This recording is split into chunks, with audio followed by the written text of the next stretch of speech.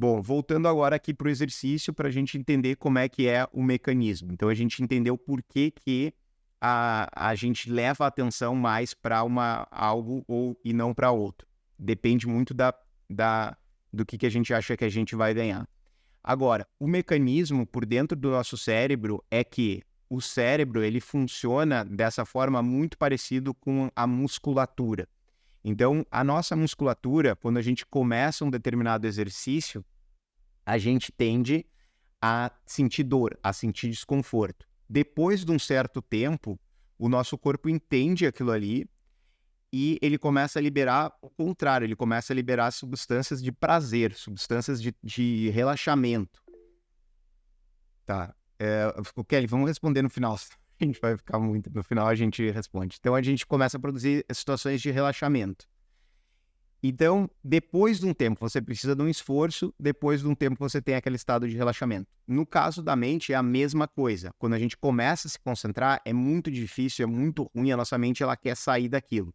Mas uma vez que a gente tenha sustentar a atenção em algo, isso é uma das coisas que faz ao nosso estado emocional se tranquilizar.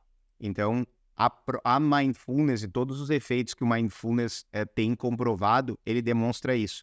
Pessoas muito estressadas, muito tensas, elas começam a fazer um exercício de se concentrar basicamente no seu movimento respiratório e elas têm como efeito uma tranquilização. E essa proposta é importante deixar bem claro para o seu aluno. Primeiro, ele vai ter que se esforçar, ele vai ter que saber que o efeito vai ser lá na frente.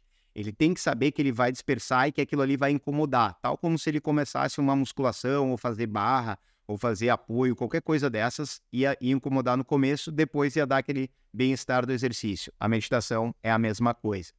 Então, essa ideia de se concentrar em algo, ela não precisa ser necessariamente numa respiração, ou numa meditação clássica, ou no Om. Ela pode ser em qualquer coisa. Então, se você estiver fazendo grupos de meditação, é interessante você trazer exercícios diferentes, que não fique só nessa questão. E a ideia hoje é a gente trabalhar um misto, com algumas técnicas, mas um pouco a gente vai fazer com essa questão mais dinâmica do exercício.